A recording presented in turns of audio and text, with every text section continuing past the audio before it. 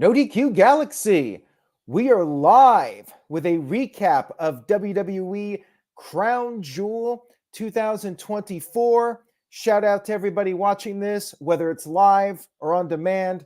I very much appreciate your viewership and support. Crown Jewel, Saudi Arabia, afternoon show. I'm definitely a fan of the afternoon shows. As you can see, it's still light outside. It's always a nice change of pace from the late evening shows. Let's get to the recap. We have what I thought was going to be 7 matches to discuss, but turns out we only had 6 official matches and then 1 angle. We'll talk about that here in just a little bit. But let's get to the opening match, which was, for some people, the main event. We kicked off Crown Jewel with the Bloodline versus Bloodline 6-man tag team match. The old Bloodline, Roman Reigns, Jimmy Uso, and Jey Uso versus the new Bloodline, Solo Sikoa, Jacob Fatu, and Tama Tonga, with Tonga Loa on the outside of the ring. For the beginning of the match, Roman Reigns and Jimmy came out together. Jey, being his own man, came out after them, and he was massively over. The crowd was so into Jey Uso. They were singing the lyrics to his song. He is quite the superstar. This match was more or less every Roman Reigns Bloodline match we've seen over the past several years. There was some dissension teased between the OG Bloodline. The crowd was wanting Roman in the ring. They were chanting, "We want Roman." Jey did not tag Roman initially. He tagged Jimmy, and there was some words back and forth between Jey and Jimmy. New Bloodline was able to take advantage of that. And then Jey eventually tagged out to Roman Reigns. Roman came in, did his big moves. He went for the spear, but Solo was able to counter it with a Samoan spike.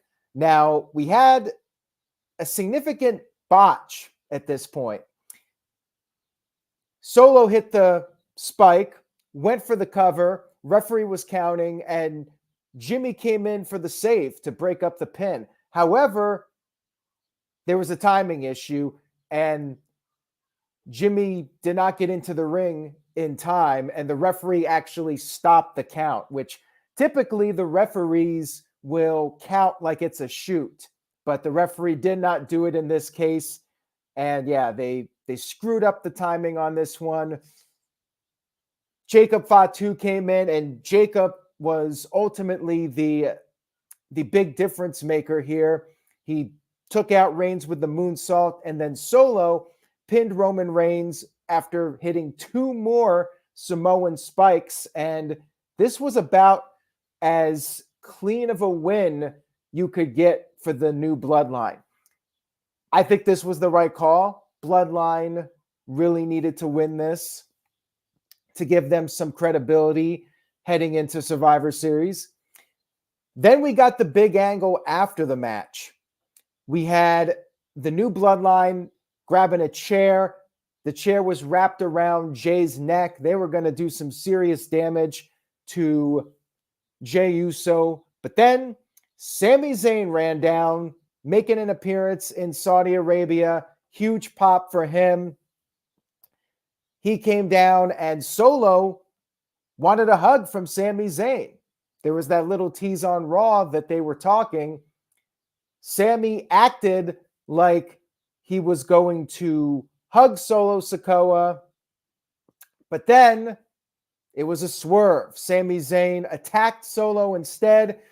The OG Bloodline fought back and got the upper hand. Solo Sikoa was left in the ring by himself. Solo was on the verge of being taken out for good. Roman Reigns was going for the Superman punch, but the problem was that Sami Zayn was also going for the haluva kick at the same time to Solo. Solo managed to move out of the way and Sami Zayn accidentally hit Roman Reigns with the haluva kick.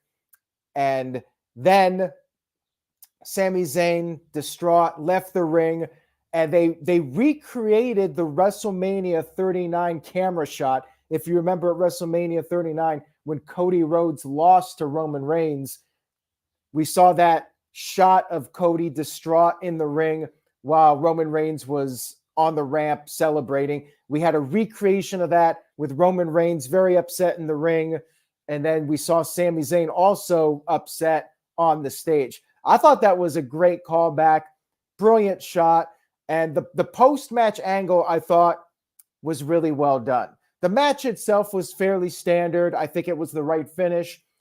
I really liked what WWE did post-match.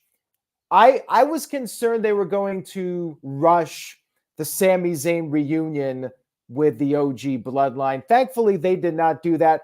They figured out a creative way to have Sami Zayn get involved in Saudi Arabia, but not pull the trigger with the full reunion just yet. Now there's some more drama between Roman Reigns and Sami Zayn that will need to be sorted out. And as Matthew pointed out in the chat room, could this be where Paul Heyman comes in? Paul Heyman being the final piece of the puzzle to get the Bloodline back together for Survivor Series. We still have several more weeks. There was no need to rush Sami Zayn being back with the group. We got several more weeks of TV to set that up. And I'm very much looking forward to how they get them back together. I hope it's Paul Heyman. Paul Heyman is the one that ultimately gets everybody on the same page and announces War Games.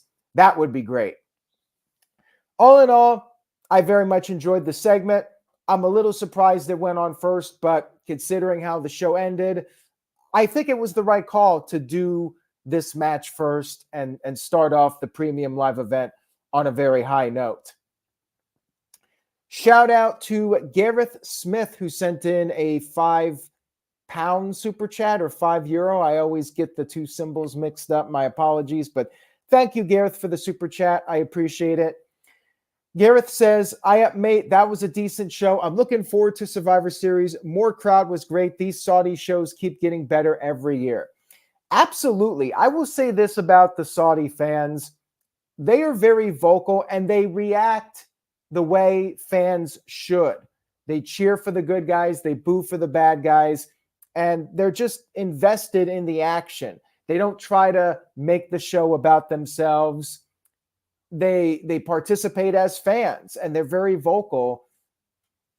They always bring the energy to the shows. I thought the Saudi fans were fantastic and definitely brought this premium live event up. So shout out to the fans in Saudi Arabia. I thought they did a great job being the third participant in the match, or in some cases the fifth if there's a four-way. Speaking of the four-way, let's transition to that. Bianca Belair and Jade Cargill defending against Damage Control, the Meta Four, Lash Legend and Jakara Jackson, or the Meta Girls, whatever you want to call them. And then we had the fourth team being Chelsea Green and Piper Niven. Can we even say Chelsea's name like that anymore since Samantha Irving is gone? I don't know. This was a very good women's match. I will say that.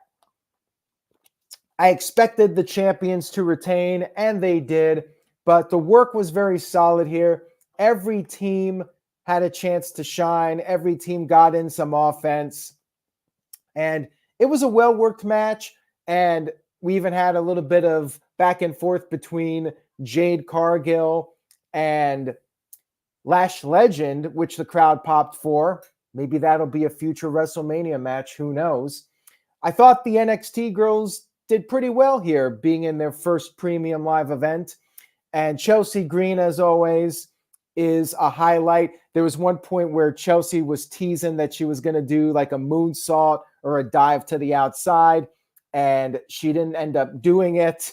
Then Damage Control did their moves to the outside. You got Io Sky with the moonsault off the top, and then Kairi Sane with the insane elbow. But in the end, Piper Niven accidentally did her big corner splash to Chelsea. It was an accident. And then Bianca and Jade picked up the victory. They pinned Piper after hitting a Doomsday device, Shades of the Legion of Doom, to get the win. I really enjoyed it. Very solid women's match, and I struggle to get invested in the tag team title matches just because I feel like the tag titles have been devalued so much. But this was really good. Really solid match. Nice win for the champions. Now, Building Nexus sent in a $5 super chat. Thank you for that, Building Nexus. I appreciate it very much. Comment here says, could you see Liv and Raquel going for the tag team titles now that Rhea Ripley is gone? I wouldn't mind seeing it, even though Liv is the Raw Women's Champion. I could still see her going for the tag team titles at some point. Bianca and Jade could definitely use some challengers, especially after going through 3 teams on this show. I wouldn't mind seeing it, especially as a throwaway match before like the Rumble. They could do it at Saturday night's main event, have Liv and Raquel go for the tag titles. Actually, a solid idea whenever Rhea Ripley is ready to return. And they're saying she's going to be out of action indefinitely due to the orbital bone injury. But whenever Rhea does return, that could be when she gets involved. Maybe Liv and Raquel go for the tag titles and Rhea Ripley costs them. And that sets up Rhea Ripley versus Liv Morgan. I wonder if they're going to save the final Rhea and Liv match for WrestleMania at this point. I guess it depends on when Rhea comes back. All right, let's move on here. Seth Rollins versus Big Bronson Reed. I really liked Bronson Reed's ring gear. Very cool. Rollins went right after Reed. Rollins was a man on a mission. And I'm not talking about the tag team. They fought on the outside of the ring. It was back and forth on the outside of the ring before the match even started officially. Eventually, they got in the ring and the match started. Reed hit a tsunami, went for a second one, but missed. And then Rollins took down Reed with a stomp. Reed kicked out of that.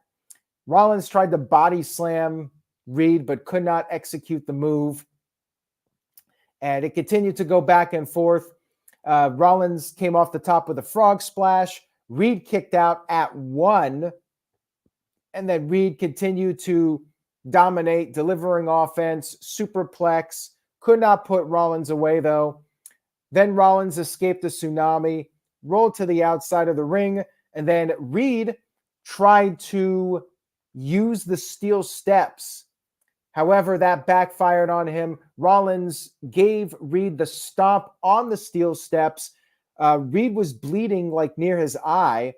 Rollins got him back in the ring, hit another stomp in the ring, and then came off the top with a super stomp and finally got the 1-2-3 victory.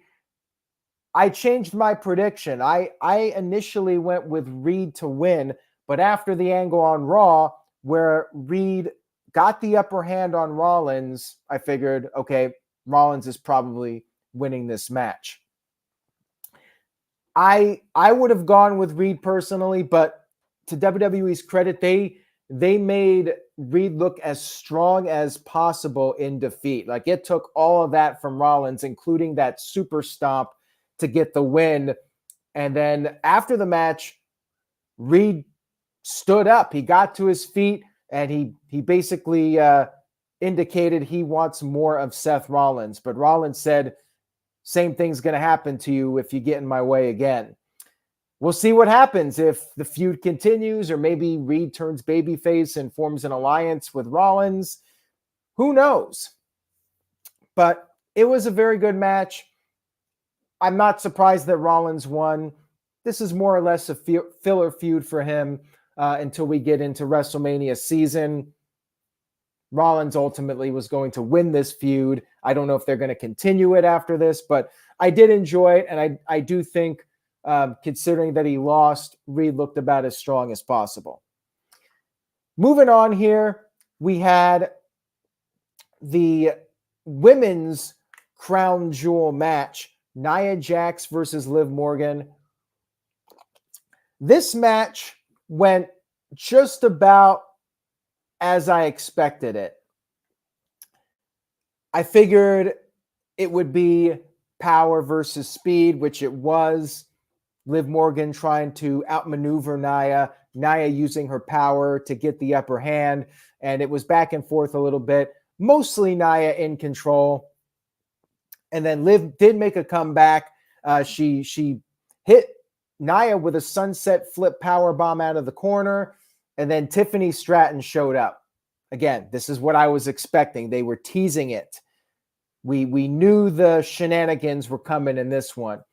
So Tiffany's out there, and she's about to cash in Money in the Bank, and Nia is not happy with this. Nia stops her from cashing in, but Tiffany stays at ringside, and she attempted again to cash in. But this time, Raquel shows up to prevent this from happening, and then Dominic shows up to help Liv Morgan.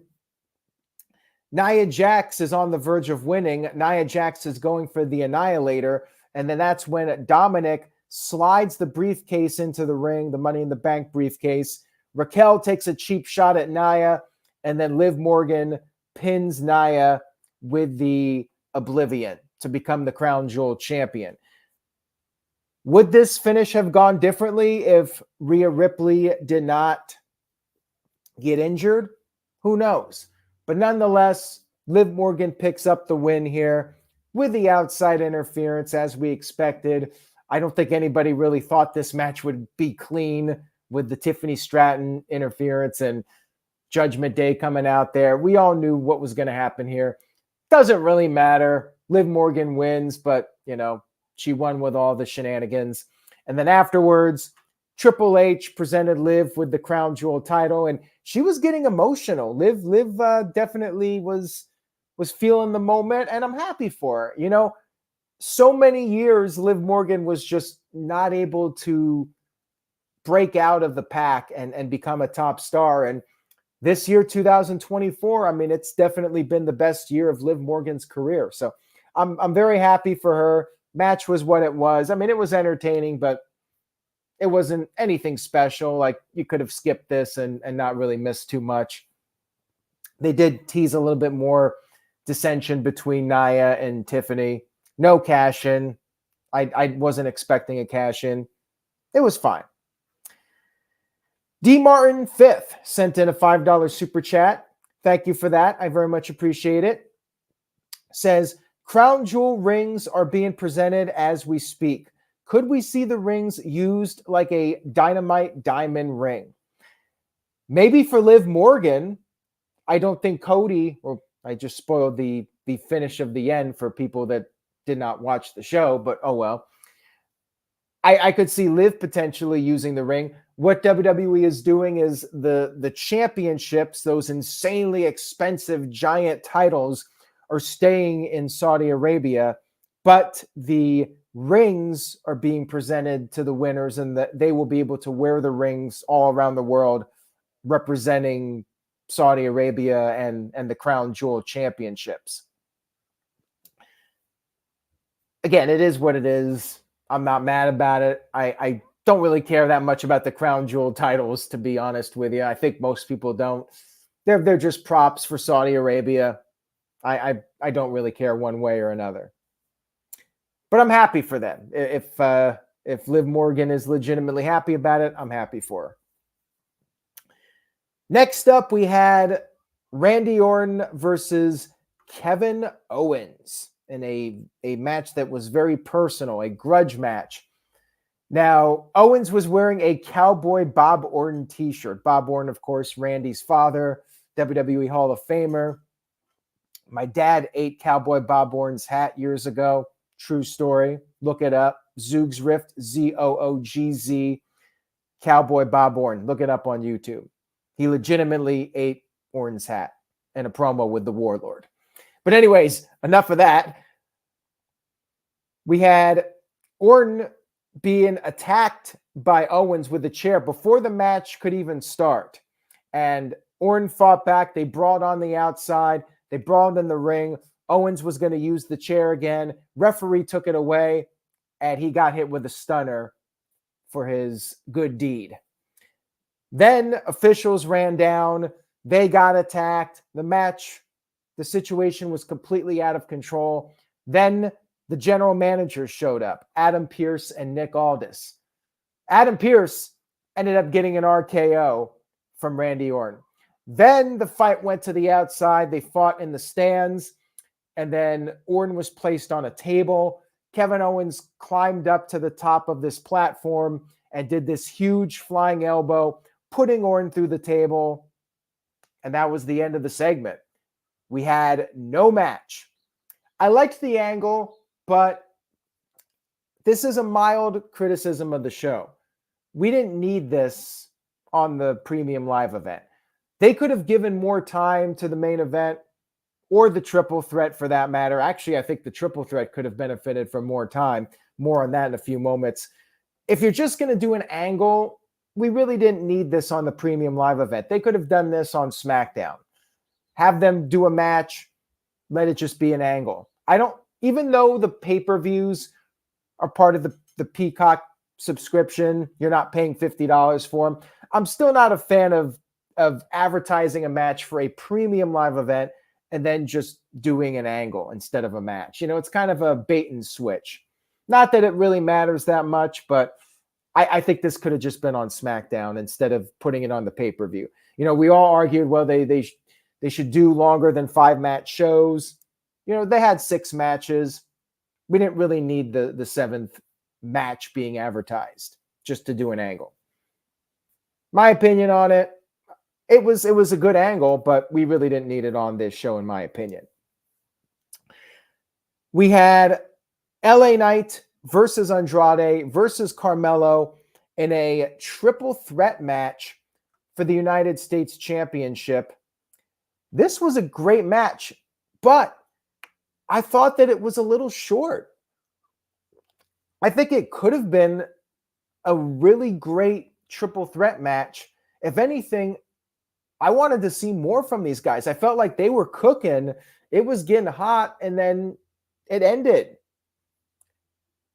Kurapika07 says the match was 9 minutes. I think they could have gone double that and maybe had a potential match of the year contender. But for what they did, it was really good. Everybody was clicking in this one.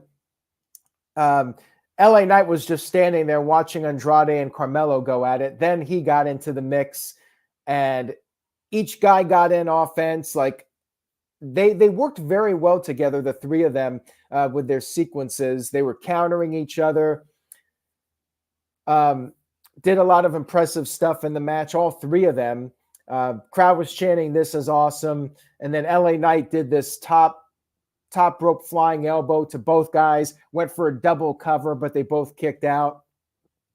Then Carmelo got the upper hand, came off the top with nothing but net. Andrade broke up the pin. Then Carmelo went after Andrade, tried to finish him off. Knight came in, hit Carmelo with the BFT, and got the 1-2-3 victory to retain the championship. I really enjoyed the match for what it was.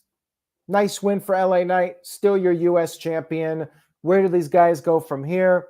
Who knows? Does Logan Paul return and try to get a rematch? I guess time will tell on that one. But very good match for what it was. Could have been a bit longer, though, in my opinion. This was actually a match that I thought was too short. Now we move on to the main event. Cody Rhodes, the WWE champion on SmackDown, versus the world champion Gunther from Monday Night Raw for the men's Crown Jewel championship.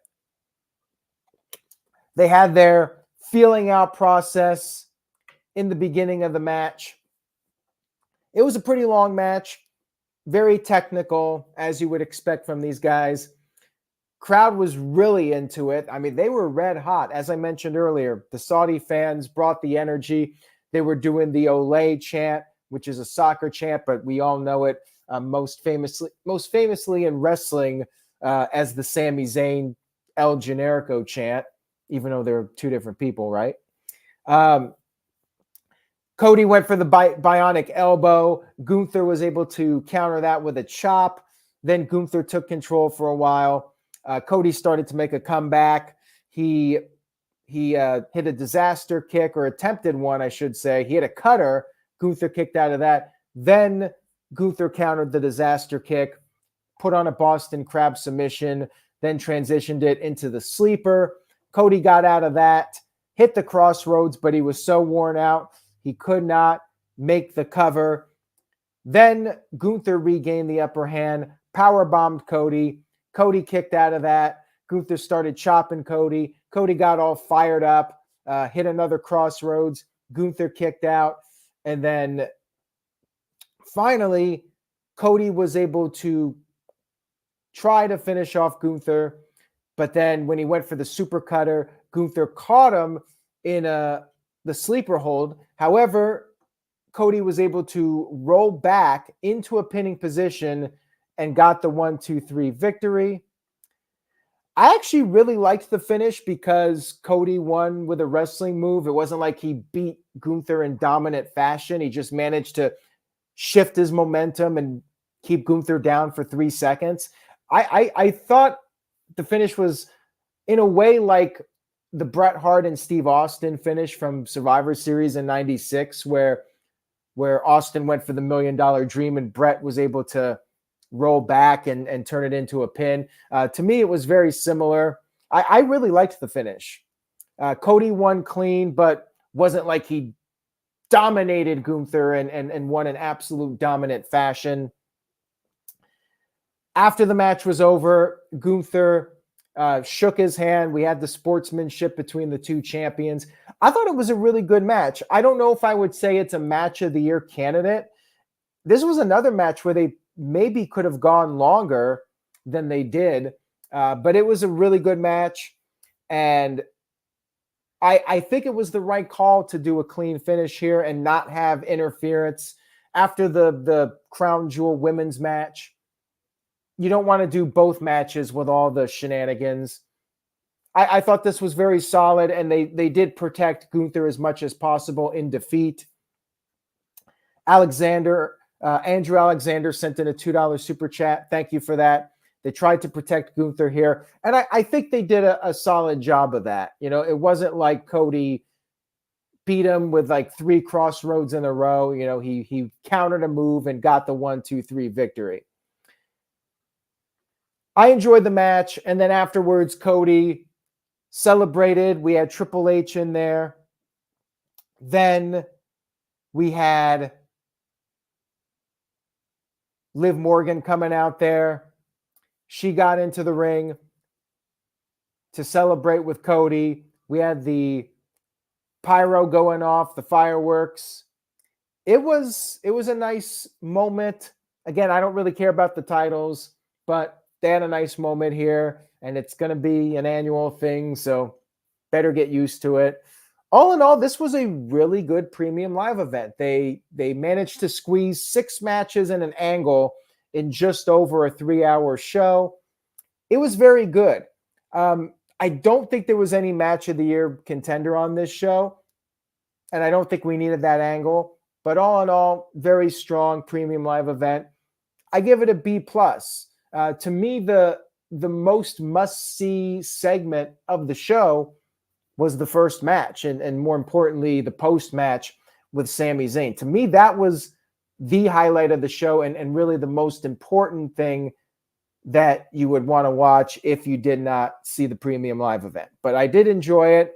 I do love these early premium live events, and Survivor Series is shaping up nicely. Should be a hell of a show. Looking forward to what comes next. And it was just a fun show to watch, like not knowing what the outcomes were going to be. I do feel like this was one of the more unpredictable premium live events in quite some time from WWE. So I liked it a lot. I would recommend the show. I wouldn't give it a high recommendation, but it was a pretty easy 3-hour watch.